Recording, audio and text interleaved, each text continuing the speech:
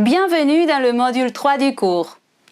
Pendant le premier module, nous avons vu l'importance de recourir aux bons indicateurs pour suivre et évaluer la mise en œuvre d'une éducation complète à la prévention du VIH et à la sexualité. Nous avons également appris à quel point il est essentiel de recueillir des données de haute qualité auprès des écoles, car cela a un impact direct sur la qualité de l'analyse à effectuer et, en fin de compte, sur la qualité des décisions à prendre. Dans le module 3, nous nous concentrons sur l'analyse des données et le rapport sur les indicateurs de base.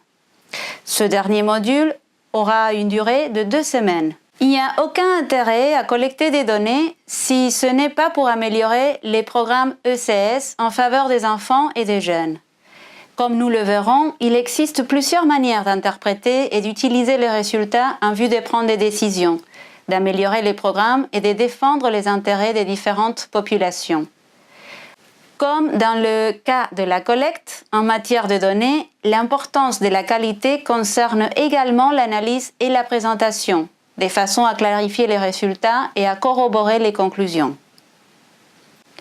Dans ce module, nous vous fournirons les étapes détaillées pour analyser, communiquer et rédiger des rapports sur la situation actuelle du secteur éducatif et de ses progrès dans la mise en œuvre de l'éducation complète à la prévention du VIH et à la sexualité. Vous apprendrez comment remplir initialement des tableaux créés pour garantir la conformité avec les directives internationales de l'UNESCO, ainsi que la comparabilité des résultats. Les exemples pratiques et les directives vous permettront de choisir et d'utiliser les présentations les plus appropriées pour chaque type de données. Vous apprendrez à interpréter, analyser et à présenter des données chronologiques. Et enfin, comment transformer les résultats de votre analyse en suggestions de politique. Comme toujours, je vous invite à étudier les lectures conseillées pour le module 3.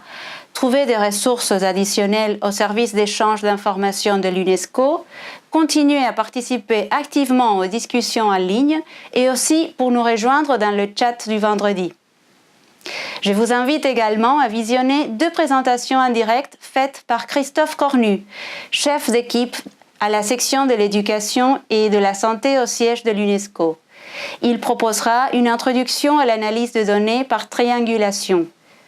Et Miyoko Saito, notre experte résidente sur la qualité de l'éducation dans le domaine de la recherche à grande échelle, sur les politiques éducatives.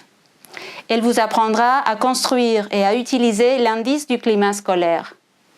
Au cours de ce dernier module, vous devrez aussi effectuer les devoirs de groupe avec vos collègues et remplir le quiz. Je vous souhaite bonne chance et tous mes vœux de réussite pour ce module 3.